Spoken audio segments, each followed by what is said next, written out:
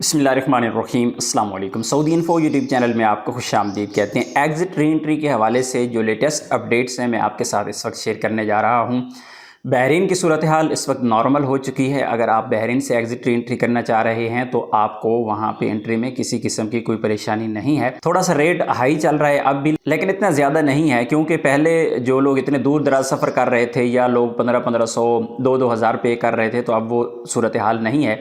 गाड़ी की किराए समेत तकरीबन 200-250 रियाल पर पासपोर्ट आपको अखराजात आ जाते हैं। तो आप बहरीन से exit re entry on arrival visa आपको मिलेगा। हो सकती है इस वक्त हो रही है, कल का पता नहीं है।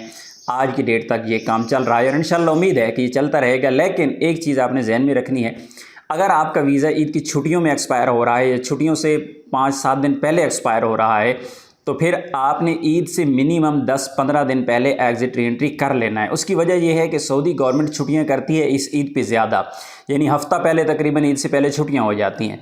तो छुट्टियों के फ़ौरन बाद जो सऊदी शहरी है उनका प्लान होता है बहरीन जाने का, ऑटोमेटिकली काज़वे पे इतना ज़्यादा रश हो जाता है कि फिर हो सकता है कि ये पाबंदी लग जाए। तो इसलिए आपने क्या करना है कि ईद से मिनिमम 15 दिन पहले आपने एग्ज़िट री एंट्री कर लेनी है। ऐसा ना हो कि बाद में फिर किसी मसले का शिकार हो जाए ये सारा। बहरहाल आपने एहतियात ज़रूर बरतनी है।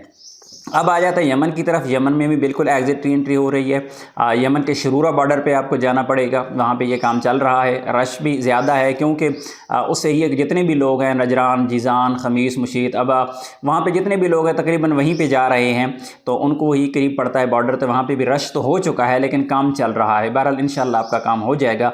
कोशिश यही करनी है कि एग्ज़िट री एंट्री के लिए बॉर्डर पे आपने जाना है तो छुट्टी के दिन का इंतखाब नहीं करना, क्योंकि लोगों को छुट्टी होती है। जुम्मे को लोग चले जाते हैं, हफ्ते को चले जाते हैं, खमीस को चले जाते हैं, तो उनको पता होता है कि यार छुट्टी है, चले एक छुट्टी कर लेते हैं। वहाँ पे रश छुट्टियों में ज़्यादा बढ़ जाता है।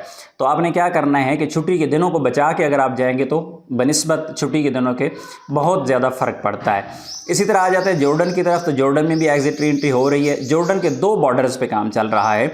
एक बॉर्डर जो अल करियात की तरफ से आप जाते हैं और एक बॉर्डर है जो आप जाते हैं तबूक की तरफ से, यानी हकल बॉर्डर है। तो दोनों बॉर्डर्स पे एग्ज़िट री एंट्री हो रही है। हकल बॉर्डर पे ज़्यादा रश है क्योंकि बसेस जो हैं वो ज़्यादा वहाँ पे जाती हैं।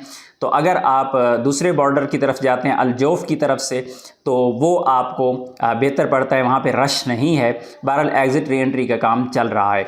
बाकी रही बात ऑनलाइन एक्सटेंशन की, तो लोग ऑनलाइन एक्सटेंशन के हवाले से बात कर रहे हैं। तो ऑनलाइन एक्सटेंशन बिल्कुल बंद है। आपने इसका बिल्कुल रिस्क ही नहीं लेना और सोचना भी नहीं है। फ़िलहाल कोई अपडेट आएगी तो इंशाल्लाह आपके साथ वीडियो में शेयर कर देंगे, लेकिन फ़िलहाल ऐसी कोई सूरत नज़र नहीं आ रही। जिन लोगों की फ़र्स्ट एक्सटेंशन भी है उनको भी एग्ज़िट री एंट्री करना पड़ेगा, क्योंकि अबशर से वीज़ा एक्सटेंड नहीं हो रहा, किसी का भी नहीं हो रहा। और ऐसे अफराद जिनका वीज़ा पेपर पे एक्सपायर हो चुका है, जिनको सऊदी अरेबिया में 15 महीने हो चुके हैं, 18 महीने हो चुके हैं, तो आपने सोचना ही नहीं है कि आपका वीज़ा एक्सटेंड होगा, बल्कि आपने क्या करना है कि जब एक्सपायरी का टाइम होगा तो एक्सपायरी से आपने 5-7 दिन 10 दिन पहले आपने सऊदी अरेबिया को छोड़ना है। क्योंकि जिस तरह अभी कंडीशन चल रही है पाकिस्तान और इंडिया की, तो एकदम से लोगों की फ़्लाइट्स थी और फ़्लाइट लोगों ने ली है और बाद में पता चला है जी वो तो फ़्लाइट्स कैंसिल हो गई हैं। तो सिचुएशन अभी तक उसी तरह की कोई चल रही है, कोई कंफर्म नहीं है आने वाले वक्त में क्या होगा। तो फ़िलहाल की जो सूरत हाल है उसको मद्देनज़र रखते हुए आपने कोशिश यही करनी है और हमेशा भी कोशिश किया करें। ये तो एक मौका है, चले इस तरह की चपकलश जो चल रही है, तो हो सकता है कि आने वाले वक्त में अल्लाह ना करे कोई और मसला हो। मुल्क के मसाइल समटाइम बारिशें शुरू हो जाती हैं, आंधी तूफ़ान शुरू हो जाते हैं, अल्लाह ना करे, इस तरह के मसाइल होते रहते हैं। तो आखिरी दिन पे काम ना लेके जाया करें। मेरे पास कल की डेट में भी एक केस आया हुआ था जिनका आखिरी दिन था कल, और उनकी फ़्लाइट भी कल की ही थी। आप देखें ना, जिस बंदे का आखिरी दिन है, आखिरी दिन में बंदे ने फ़्लाइट ली हुई है और उसकी फ़्लाइट मिस हो गई, वीज़ा एक्सपायर हो गया। अब क्या होगा?